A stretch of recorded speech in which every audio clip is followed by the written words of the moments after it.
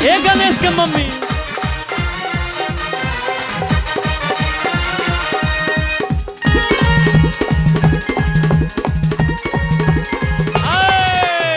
भोलेनाथ और पार्वती मैया का गीत वाह। हम चाहेंगे कि वो गीत दोहरा दीजिए आप।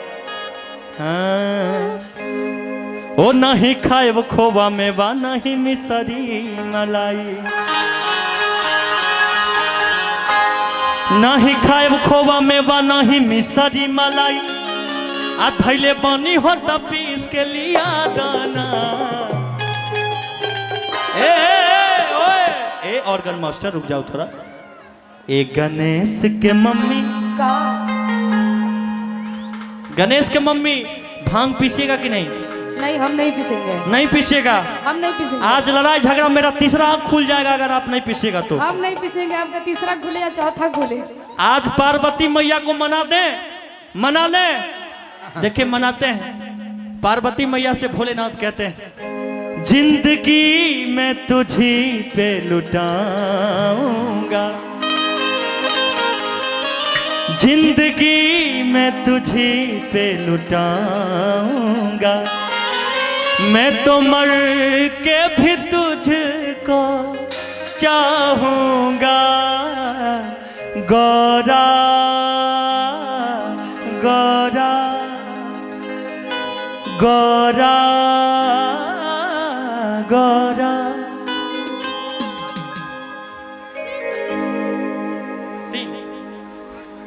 हम बोले थे ना आपको, हेलो वेंडो मास्टर, हम आपको बोले थे ना रेडी है बेजी मास्टर। हो नहीं खाए खोवा मेवा नहीं मिसरी मलाई। आइए म्यूजिक के साथ।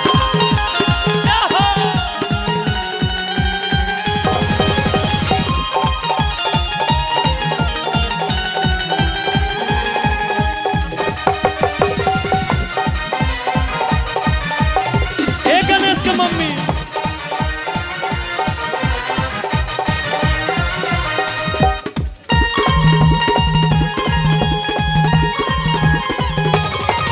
नहीं खाए खोबा में बा नहीं मिसरी मलाई, नहीं खाए खोबा में बा नहीं मिसरी मलाई, नहीं खाए खोबा में बा नहीं मिसरी मलाई, कैले बनी हो पीस के लिया दाना। ए गणेश के मम्मी, ए गणेश के मम्मी अपस पाभर भांग पिया दाना।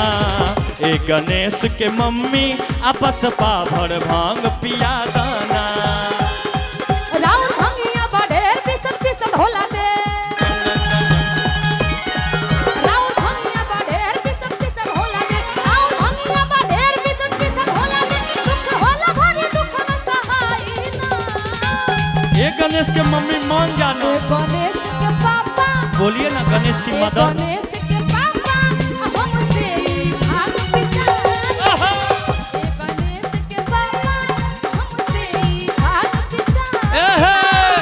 गणेश के मम्मी आपस पाभर भांग पिया दाना।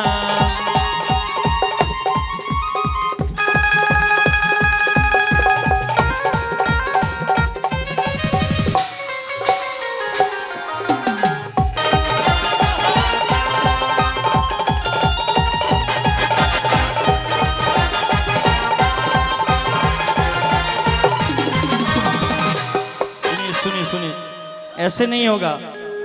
अच्छा ये बताइए, आप एक बार आपके पक्ष के लोग उधर हैं, देख लीजिए। जी जी उधर है। महिलाएं आपकी कम हैं, महिलाएं आपकी कम हैं लेकिन उनमें दम है।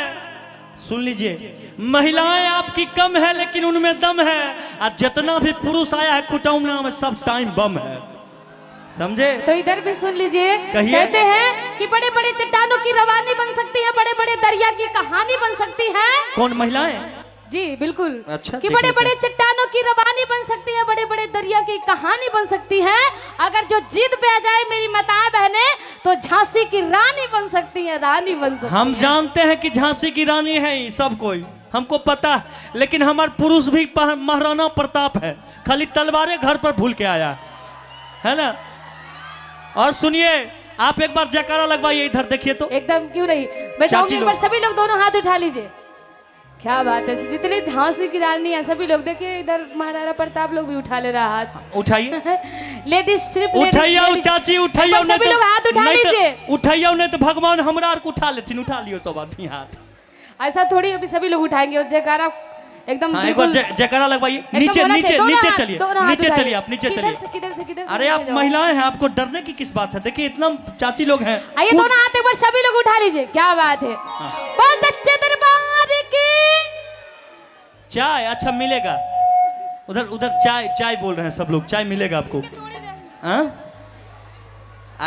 आप महिला मंडली में सुन लीजिए, पुरुष मंडली में सुनना चाहेंगे? एकदम बिल्कुल। अभी तो आप देख रहे थे कास्टिंग, खेसारी लाल वाला फिल्म देखिएगा, देखिएगा फिल्म एकदम देखूंगी। ओ भैया हमरो गांव में इज्जत सम्मान छै, तन एक बार इज्जत बचा देबे।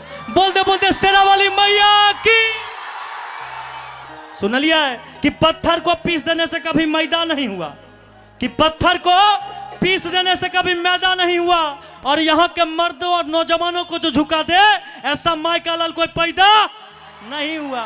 ऐसे ऐसे नौजवानों को झुकाने के लिए हमारी माताएं बहनें ही काफी हैं। अरे वो तो हम मानते हैं। ये तो आज बस दिख रहा है ना, हालत पूछिएगा घर का। हाँ एक बार सभी लोग जयकारे लगाएंगे। उठाइए मेरी माताएं बहनें दोनों हाथ। क्या बात है, बहुत सच्चे दरबार की।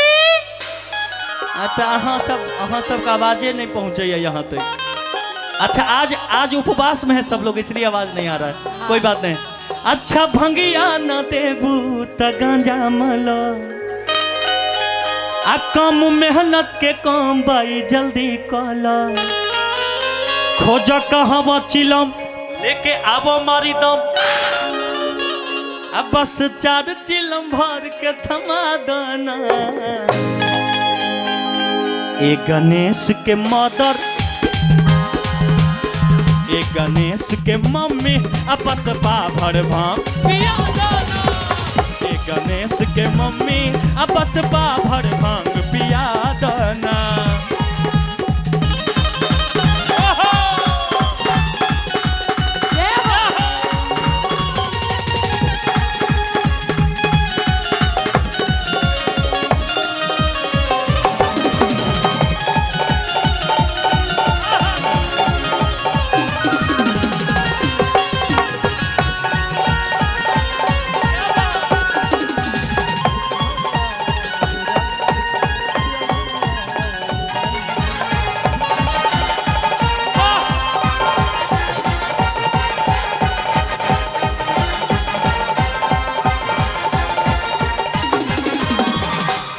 लेकिन सुनिए स्वामी जी, कहिए ना गौरा माता।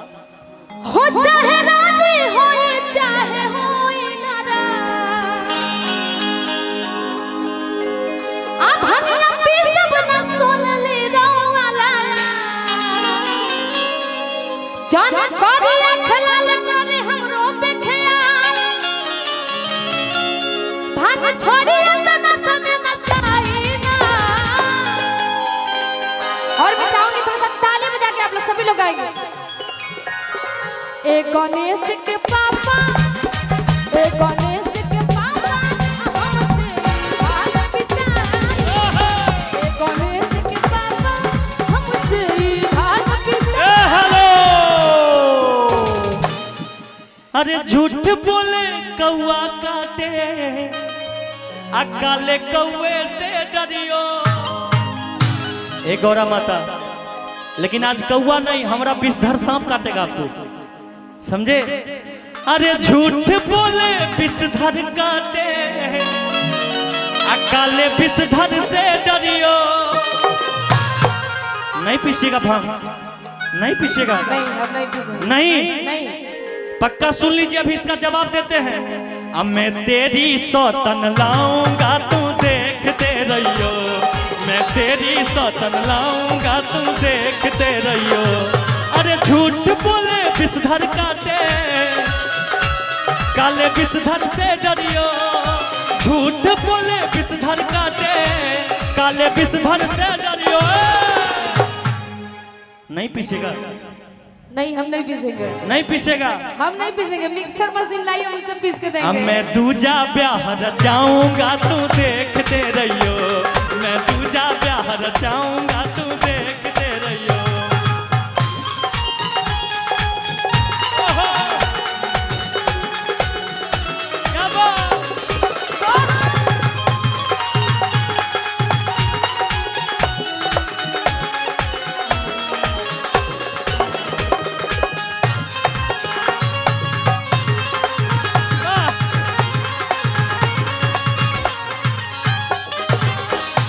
सुनिए, इसी में हम भी कहना चाहेंगे अभी यहाँ पर बहुत मौसम खराब चल रहा था, रोज बरसात हो रही थी, लेकिन आज महादेव की कृपा है, कुछ नहीं हो रहा है। तो कहीं ना कहीं सुन लीजिए कि मौसम है सुहाना के जीना लगे। पार्वती जी, ए पार्वती माँ, बोली स्वामी जी। अरे मौसम है सुहाना के जीना लगे, ओ गौरा नहीं जाना के जीना लगे, गौरा नहीं जाना के जीना लगे। मौसम है सुहाना, मौसम है सुहाना के जीना लगे, गौरा नहीं जाना के जीना लगे, गौरा नहीं जाना के जीना। हेलो, लेकिन मैं भी कहना चाहूंगी, क्या कहेंगे आप? ना हमसे भंगिया